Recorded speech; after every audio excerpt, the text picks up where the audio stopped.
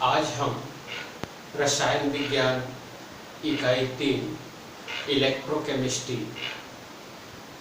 में हम देखेंगे इलेक्ट्रोड विभव एवं इलेक्ट्रोडों की मापन किस प्रकार से करते हैं तथा हम जानेंगे हाइड्रोजन इलेक्ट्रोड विभव क्या है, ये कैसा बनाया जाता है, इन सभी के बारे में हम आज अध्ययन करेंगे। तो सबसे पहले हम देखते हैं इलेक्ट्रोड विभव क्या है। इलेक्ट्रोड पोटेंशियल, तो इलेक्ट्रोड पोटेंशियल ये है किसी धातु को उसके आयनों के सांद्रता के निश्चित मात्रा में डूबे हुए विलयन में इलेक्ट्रोड की प्रवृत्ति इलेक्ट्रॉन ग्रहण करने या त्यागने की होती है और इसके आधार पर इलेक्ट्रोड विभव को दो भागों में बांट सकते हैं। पहला है ऑक्सीकरण विभव,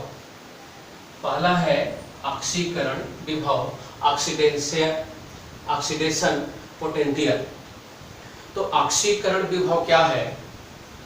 तो हम ये कह सकते हैं कि किसी धातु इलेक्ट्रोड के द्वारा इलेक्ट्रॉन त्यागने की प्रवृत्ति, किसी धातु इलेक्ट्रोड के द्वारा इलेक्ट्रॉन त्यागने की प्रवृत्ति को हम ऑक्सीकरण विभव कहते हैं।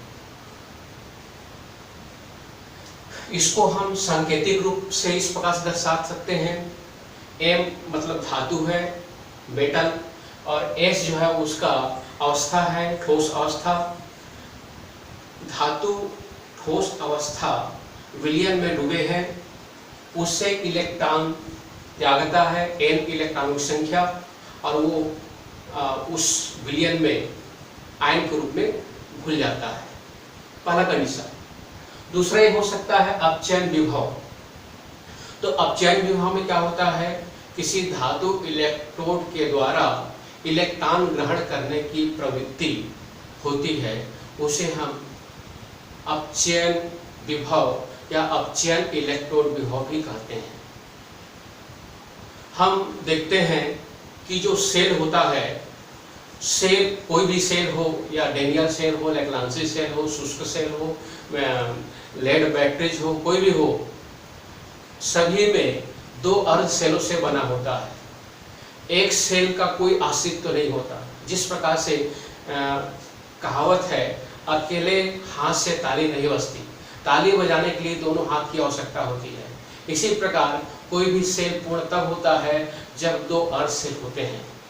तो दो अर्ध सेलों में, एक अर्ध सेलों में ऑक्सीकरण होता है तो दूसरे अर्ध सेलों में अपचयन का काम होता है। उनको हम एक साथ दर्शाने के लिए इस प्रकार से लिख सकते हैं। यहाँ पर देख रहे हैं, M धातु है, S अवस्था है, ठोस अवस्था। यदि आपका इलेक्ट्रॉन त्याग देता है और आयन के रूप में ये विलयन में घुल जाता है तो उसको हम कहते हैं ऑक्सीकरण। यदि इसी प्रकार से ये धातु आयन इलेक्ट्रॉन ग्रहण करके धातु प्लेट पर जम जाता है तो इसको हम कहते हैं अपचयन। तो ये सेल का सूत्र है, कह सकते हैं। इसमें अर्ध ऑक्सीकरण है और अर्ध क्या है? अपचयन है। अब इसके बाद आता है, अब लेंगे मानक इलेक्ट्रोड विभव, जिसको हम संकेत के रूप में E0 से दर्शाते हैं, स्टैंडर्ड इलेक्ट्रोड पोटेंशियल। अब जो है मानक हाइड्रोजन इलेक्ट्रोड विभव कैसे बनाया जाता है? तो मानक हाइड्रोजन इलेक्ट्रोड बनाने के लिए हम देखते हैं कि हाइड्रोजन जो विभव है या हाइड्रोजन इलेक्ट्रोड विभव होता है, उसका विभवांतर एक निश्चित ताप दाब सांद्रता पर शून्य होता है। तो यहाँ पर उसको बनाने के लिए क्या करते हैं, एक आप देख रहे हैं पात्र है, और इस पात्र में एक कांच से घिरा हुआ ये जार है, जिसमें भीतर में प्लेटिनम के प्लेट, ये प्लेटिनम है Pt, और इसकी चालकता को बढ़ाने के लिए प्लेटिनम ब्लैक से इसको ब्लैक कर दिया जाता है, पेंट कर दिया जाता है ताकि इसकी चालकता बढ़ जाए। प्लेटिनम का ये तार है, ये जुड़ा हुआ है यहाँ से यहाँ तक। अब इसमें 1 मोल पदार्थ HCl हाइड्रोक्लोरिक एसिड को जल के 1 लीटर विलियन बना लेते हैं और जल के 1 लीटर विलियन बनाकर 1 मोलर सांद्रण का HCl इसमें सॉल्यूशन भर देते हैं, जो 2 भागों में बढ़ जाता है, H+ आयन और Cl- आयन। अब जो है यहाँ पर एक वायुमंडलीय दाब पर हाइड्रोजन गैस यहाँ भेजा जाता है। तो हाइड्रोजन गैस क्या करता है, ये प्लेटिनम ब्लैक जो है ये हाइड्रोजन गैस को अवशोषित कर लेता है, ये हाइड्रोजन गैस को लेगा और जो एक्स्ट्रा हाइड्रोजन गैस होगा ये आपका ये बाहर निकल जाएगा, ये बाहर निकल जाएगा हाइड्रोजन गैस एक्स्ट्रा जो होगा। अब इस प्रकार से एक मानक इलेक्ट्रोड विभव या जिसको हम कह सकते हैं मानक हाइड्रोजन इलेक्ट्रोड विभव ये तैयार होता है। अब हम देखते हैं कि किसी धातु का इलेक्ट्रोड विभव अकेला ज्ञात करना संभव नहीं है। उसको ज्ञात करने के लिए मानक हाइड्रोजन विभव के साथ जोड़ा जाता है और मानक हाइड्रोजन विभव ये उभयधर्मी प्रकृति का होता है।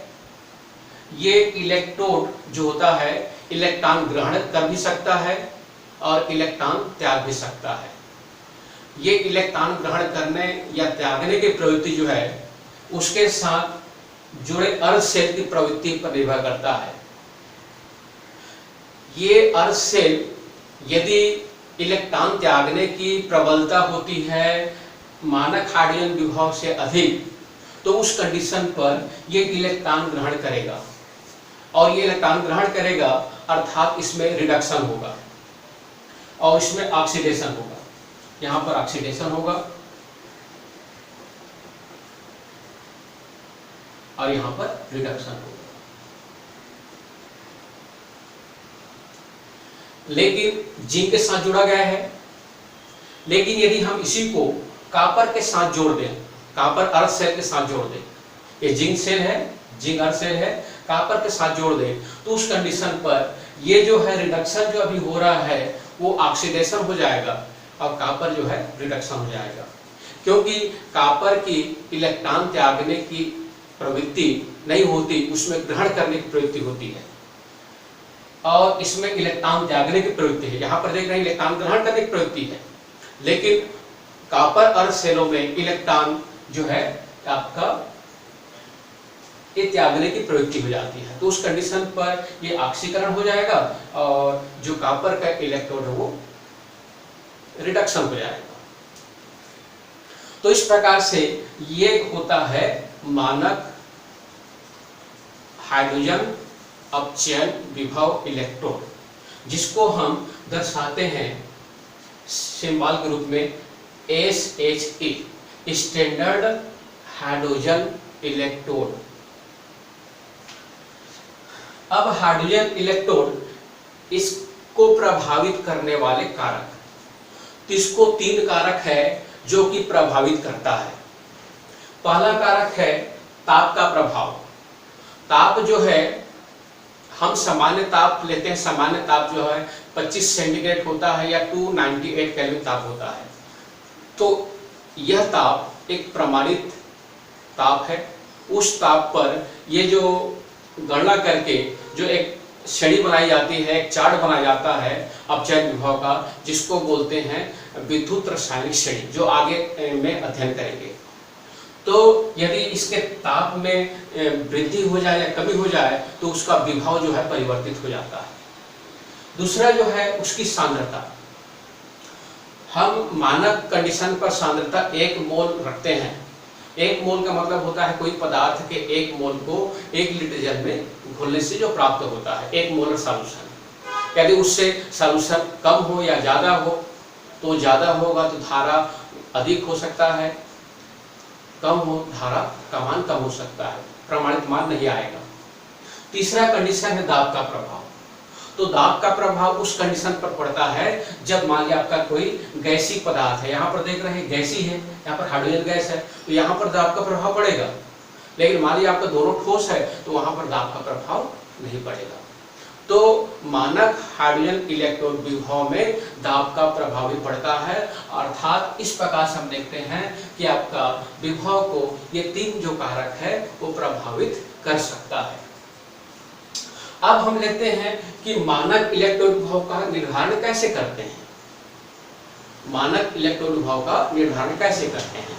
तो बहुत से धातुएं हैं, जिंक है, कॉपर है, आयरन है, एल्युमिनियम है, निकल है, ठीक है। तो इस प्रकार से मैग्नीज है, कोबाल्ट है, बहुत सारे धातु हैं, उनका जो अपचयन विभव का मान निकालते हैं। तो अपचयन विभव का मान निकालने के लिए प्रत्येक कंडीशन पर जिंक के स्थान पर जिसका मान निकालना होता है उसको हम वहां पर जोड़ देते हैं। पिछले प्लेट में इसको मैं बता चुका हूं, इसका डिटेल्स अध्ययन बता चुके हैं। ये आपका लवण सेतु है जो कांच का योकार का मोड़ देते हैं और इसमें इलेक्ट्रोलाइसिस पदार्थ जो है पोटेशियम नाइट्रेट है, सोडियम नाइट्रेट है या पोटेशियम सल्फेट है, ये भर देते हैं। अगर सॉल्यूशन के जेल पेस्ट बनाकर यहाँ पर ग्लास ऊल है ताकि ये विलियन जो है इस पर प्रभावित ना हो। ये देख रहे हैं जिंक प्लेट है, जिंक इलेक्ट्रोड है और ये आपका जिंक सल्फेट घुला हुआ है। यहाँ पर इलेक्ट्रोड है प्लेटिनम का और इसमें घुला हुआ हाइड्रोक्लोरिक एसिड। अब ये की है, इसको ऑन करते हैं तो जैसे धारा प्रवाहित होता है और धारा को हम ज्ञात करने के लिए यहाँ पर एक यंत्र होता है जिसको बोलते हैं विभव मापी। इस विभव मापी की सहायता से इसमें बहने वाली धारा को हम ज्ञात कर लेते हैं। चाहे तो इसको लिख सकते हैं, इलेक्ट्रॉन को दर्शा सकते हैं। इस प्रकार से इलेक्ट्रॉन यहाँ पर आता है, या आपका धारा जो है इस प्रकार से बहेगी, धारा आई। अब जो है हम उसका इलेक्ट्रॉन विभव का निर्धारण कैसे करते हैं? तो यहाँ पर देख रहे हैं ये अर्ध सेल है, ये जिंक का अर्ध सेल है और ये जो है हाइड्रोजन का अर्ध सेल है। दोनों अर्ध सेलों के बीच में दो लाइन खींचा हुआ है और ये दो लाइन जो है ये दो अर्ध सेलों को दर्शाता है। ये इसकी प्रावस्था दर्शाती है, एक्वा है मतलब विलियन में है, ये आपका गैस है और गैस प्लेटिनम के जो प्लेट है उसमें अवशोषित है। यहाँ पर जिंक और जिंक सल्फेट है, ये आपका ये दर्शाता है, प्रावस्था दर्शाता है Zn, चाहे तो लिख सकते हैं इसको S, ZnS है और यहाँ पर है Zn+2 आयन जिंक सल्फेट जो घुला हुआ है। अब इसका निर्धारण करने के लिए जो फार्मूला है सेल का विद्युत्वाहक बल, जिसको हम बोलते हैं EMF का फुल फॉर्म होता है इलेक्ट्रोमोटिव फोर्स, यानी कि ये होता है विद्युत्वाहक बल। तो विद्युत्वाहक बल किसका? सेल का। तो सेल का विद्युत्वाहक बल निकालने के लिए इसका सूत्र होता है E0 सेल बराबर E0 cathode minus E0 anode. ये आपका ये जो देख रहे हैं ये एनोड है, ये एनोड काम करता है और ये होता है कैथोड है।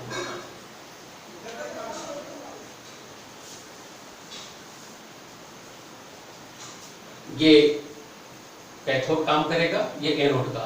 कैथोड का मतलब होता है इसमें जो है हाइड्रोजन गैस जमा होगी। अब देखिए इसकी रिएक्शन कैसे होगी, इसको हम देखें पहले। तो ये हो जाएगा Zn2 आयन प्लस इलेक्ट्रॉन। यहां पर देख रहे हैं जिंक धातु जो है ये क्या कर रहा है? इलेक्ट्रॉन त्याग रहा है। ये इलेक्ट्रॉन त्याग दिया और आवेश बन गया। तो इलेक्ट्रॉन त्यागने की जो प्रवृत्ति होती है उसको बोलते हैं क्या है? ऑक्सीडेशन। और इस प्रकार से ये हो जाता है एनोड। ये एनोड हो गया। उसके बाद ये इलेक्ट्रॉन होता हुआ यहाँ आएगा और ये इलेक्ट्रॉन जो है यहाँ पर HCl हाइड्रोक्लोरिक एसिड घुला हुआ है, जिसका H आयन क्या करेगा, इसको H जो देख रहे हैं आयन इलेक्ट्रॉन को आकर्षित करेगा। तो H प्लस इलेक्ट्रॉन यहां पर देख रहे हैं, ये इलेक्ट्रॉन यहां से आता है। इस प्रकार से इसको बैलेंस करने के लिए आप यहां पर लगा सकते हैं 2 और ये हो जाएगा H2 गैस। H2 गैस के रूप में यहां पर क्या होगा, इकट्ठा होगा। तो यहां देख रहे हैं ये इलेक्ट्रॉन क्या हुआ, इलेक्ट्रॉन ग्रहण कर रहा है। तो इस इलेक्ट्रॉन ग्रहण कर रहा है, इसलिए उसको क्या बोलते हैं, कैथोड। ये आपका कैथोड हो जाएगा। चाहे लिख सकते हैं यहां पर ये ऑक्सीडेशन है और ये है रिडक्शन है।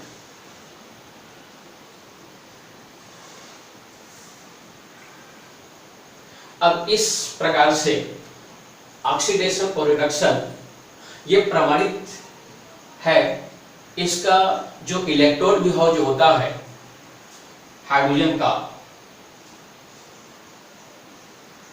E0 हाइड्रोजन, इसका होता है ±.000। इसका अब चैन विभव का मान प्लस भी हो सकता है और माइनस भी हो सकता है। यहां पर इसका मान आपका प्लस होगा यहां पर, क्योंकि इलेक्ट्रॉन ये क्या कर रहा है, ग्रहण कर रहा है। तो ये जो फार्मूला है सेल का विद्युत वाहक बल, हम देख रहे हैं मानक इलेक्ट्रॉन विभव का निर्धारण कैसे करते हैं। तो ये आपका सूत्र हो गया सेल का विद्युत वाहक बल। तो ये हो जाएगा सेल का विद्युत वाहक बल, यहां पर ये जो प्राप्त होगा E0 का मान, ये विभव मापी से। तो विभव मापी जो है उसका पाठ्यांक यहां से ज्ञात करते हैं, तो उसका पाठ्यांक प्राप्त होता है 0.76 वोल्ट।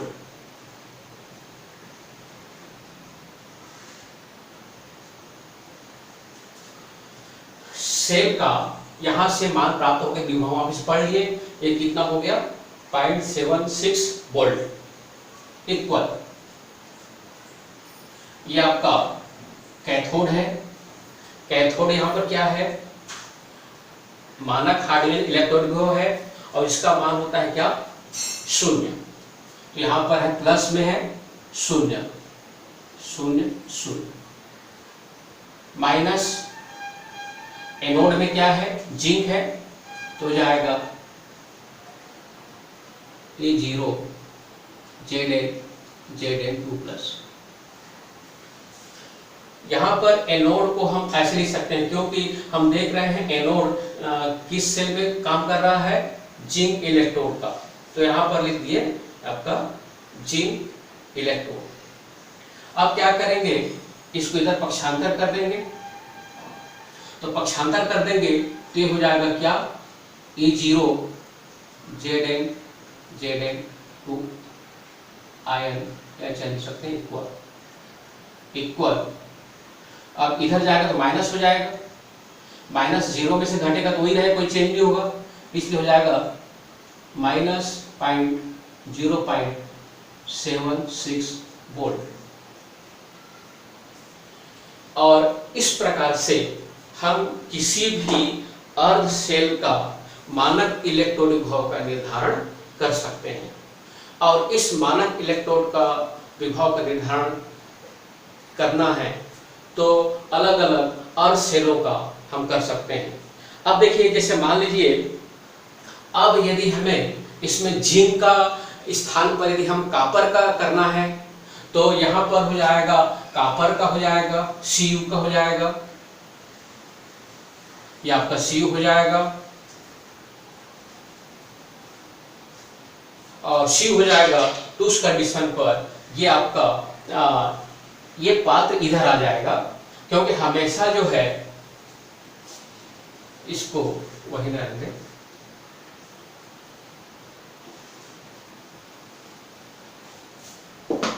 हमेशा इसका नियम होता है, जो ऑक्सीडेशन होता है वो लेफ्ट हैंड साइड में, चाहे तो ये आप देख सकते हैं लेफ्ट हैंड साइड और ये है राइट हैंड साइड, और जो रिडक्शन होता है वो हमेशा राइट हैंड साइड में होता है।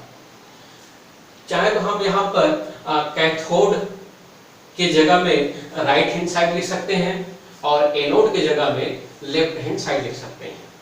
ये हो जाएगा, चाहे तो हम right hand side minus E0 left hand side. तो इस प्रकार से जितने भी धातु हैं इसका इलेक्ट्रॉन विभव निकालने के लिए इस प्रकार के फार्मूला का उपयोग करते हैं और प्रत्येक को उस मानक हाइड्रोजन इलेक्ट्रॉन विभव के साथ जोड़कर हम किसी भी अर्ध सेल का मानक इलेक्ट्रॉन विभव की गणना कर सकते हैं।